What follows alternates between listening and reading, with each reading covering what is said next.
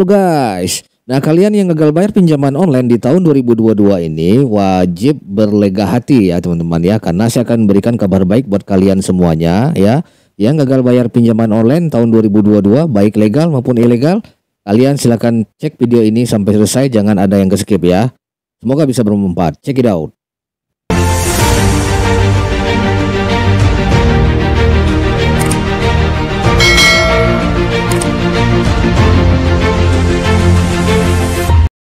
Assalamualaikum warahmatullahi wabarakatuh. Welcome back again to my channel Bang Kopil Official. Sekarang kepada teman-teman semuanya yang menonton video saya ini dan yang menekan tombol subscribe dan menyalakan loncengnya, selalu diberi kemudahan dan diperlancar selalu rezekinya. Dan tak lupa pula saya ucapkan beribu-ribu terima kasih saya kepada teman-teman semuanya yang telah mensupport dan mendukung channel Bang Kopil Official ini hingga saat ini bisa berkembang dan memberikan manfaat kepada kita semua. Amin teman-teman ya.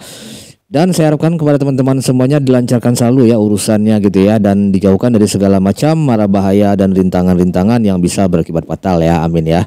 Dan semoga teman-teman semuanya di semua aktivitasnya selalu dalam kemudahan dan keridhaan Allah Subhanahu wa taala ya. Amin ya.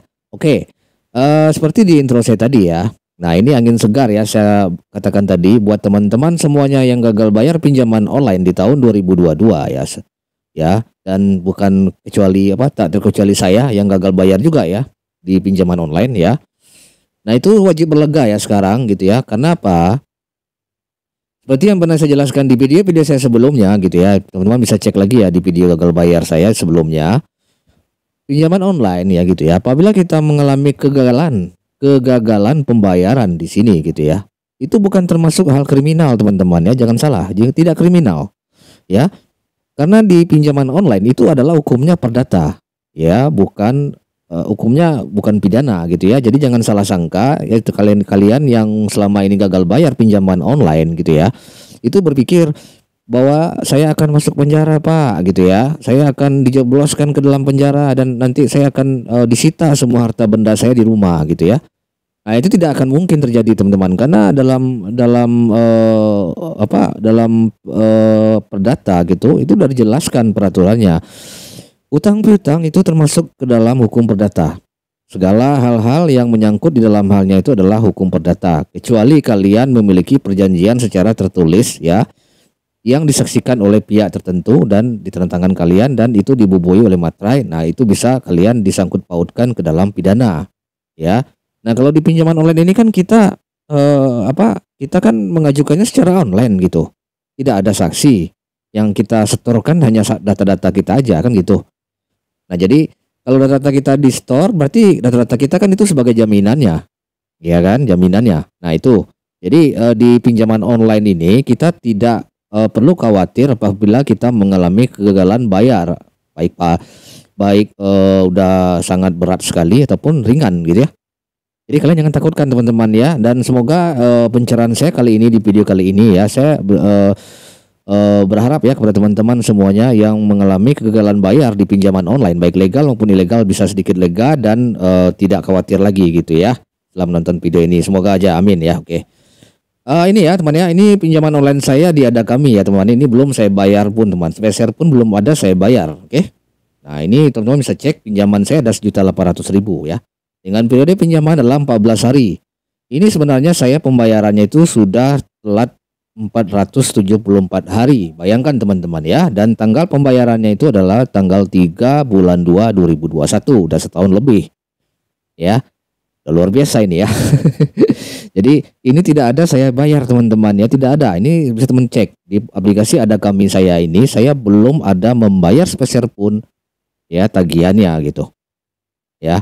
Lalu teman bertanya, Pak, gimana selama setahun lebih ini gimana? Apakah ada surat panggilan dari kepolisian nggak datang ke rumah? Atau debt collectornya datang ke rumah? Nggak ada teman-teman ya, nggak ada. Semuanya nggak ada. Nggak ada surat pemanggilan dari pihak Ada Kami yang diwakilkan oleh pihak berwajib, tidak ada. Ataupun dari pengadilan, tidak ada. Buat apa mereka menuntut kita ke pengadilan, tapi biaya ke pengadilan lebih besar dari jumlah tagihan dari pinjol kita.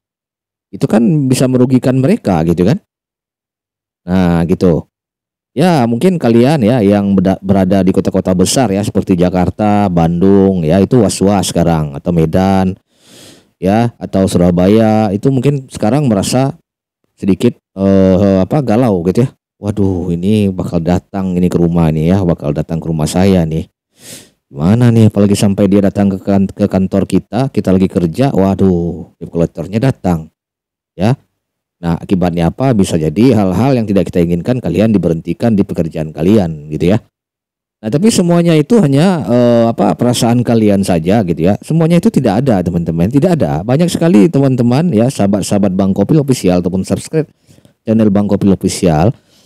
Mereka tuh pada daerah yang kota-kota besar ya seperti Jakarta, Bandung ya, apalagi Surabaya tidak ada.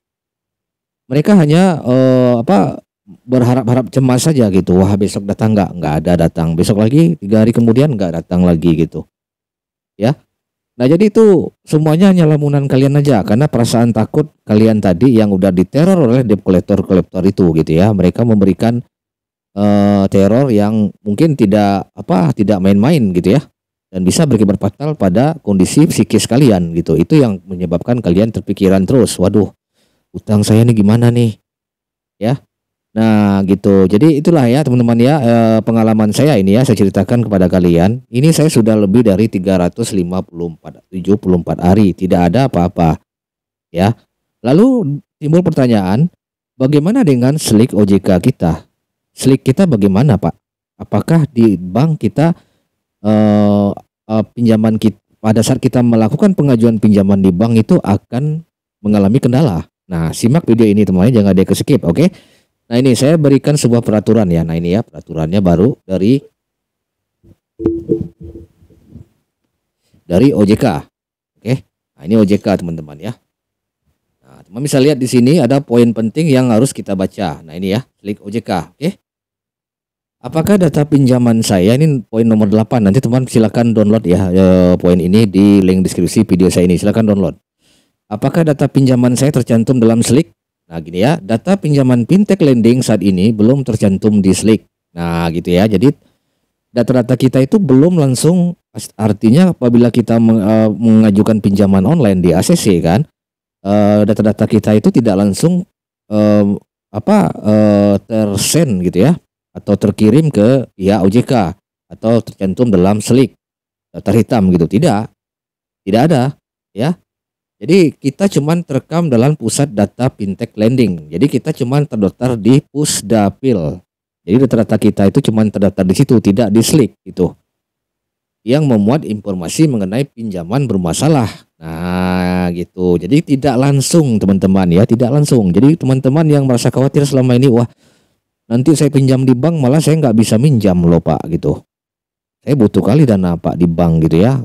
Saya gagal bayar di pinjaman online OJK misalkan. Kalian juga pikir gitu? Belum tentu teman-teman ya, belum tentu. Ya. Jadi di data-data kita itu tidak langsung masuk di slik gitu. Kita langsung masuk di pusat data fintech lending. Jadi ditampung di situ dulu. Ya.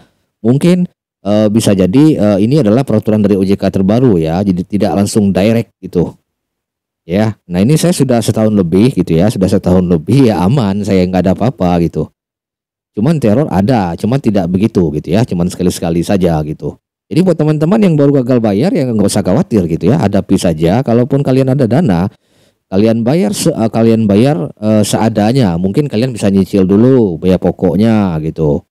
Ya, kalian janji dulu, nggak usah dijanjikan. Kalian bilang bahwa saya akan bayar pokok utangnya saja gitu. Ya. Nah, ini bukti bahwa kita tidak akan masuk dalam slik OJK, tidak secara direct, tapi ditampung dulu data kita yang bermasalah itu, ya. Nah, ini sesuai dengan peraturan OJK terbaru ya. Silakan teman-teman nanti download mengenai peraturan ini, silakan kalian baca lagi ya.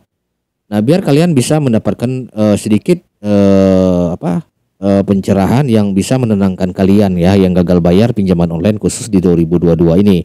Kalau di 2021 kalian gagal bayar sudah pasti kalian sudah tidak masuk dalam daftar slik OJK, tidak. Tapi tadi saya katakan sesuai dengan poin ini kalian masuk dalam data Pusdapil atau pusat data fintech ya. Nah, kalian cuman dimasukkan dalam itu, dikumpulkan di situ. Jadi tidak langsung direct ke Slik OJK. Jadi kalian yang gagal bayar pinjaman online bisa untuk mengajukan pinjaman di bank, bisa, ya kan?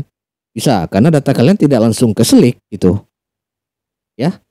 Nah, mungkin sebelumnya kalian mungkin sangat ini ya, sangat khawatir hal itu gitu ya. Wah, saya akan tidak bisa. Memang ada gitu ya, memang ada sebagian gitu ya yang ya pihak-pihak bank mungkin mengetahuinya, tapi ini sesuai dengan poin-poin ini tidak langsung masuk ke Slik OJK gitu.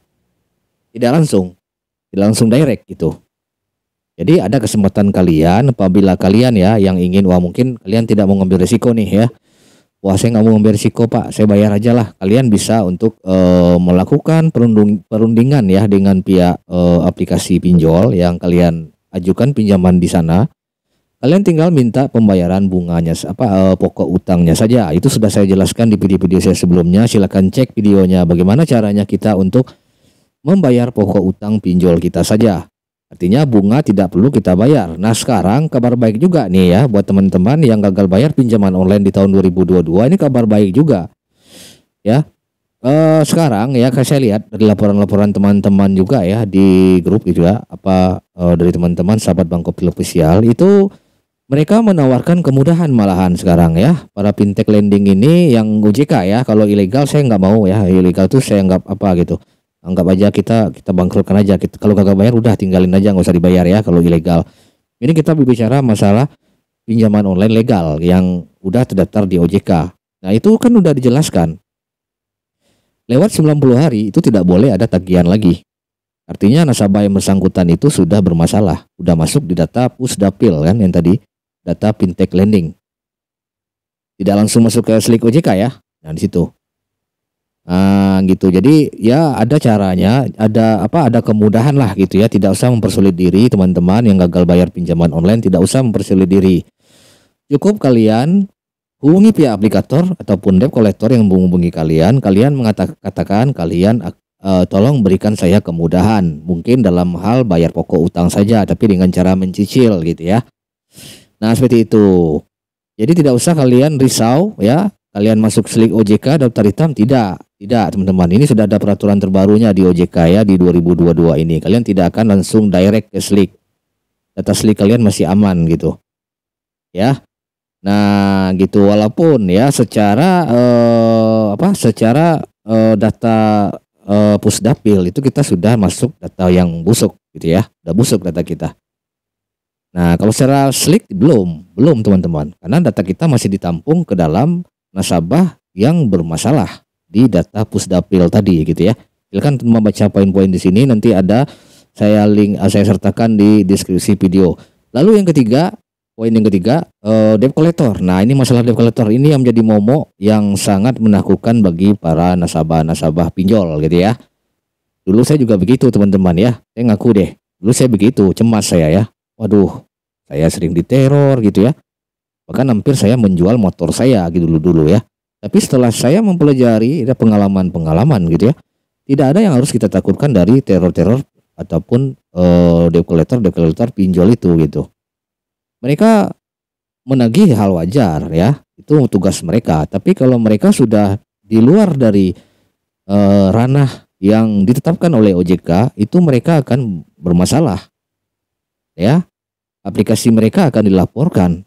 Nah, mereka akan dicabut izin OJK-nya. Itu lebih parah lagi mereka. Mereka yang lebih parah daripada kita.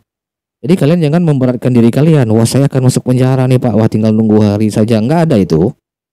Tenang saja lah, nggak ada itu. Kalau kalian nggak punya dana, ya sudah, stop aja dulu. Nanti aja. Kalian kan nggak masuk Slik OJK. Data kalian aman. Ngapain kalian terlalu memikirkan hal itu gitu ya?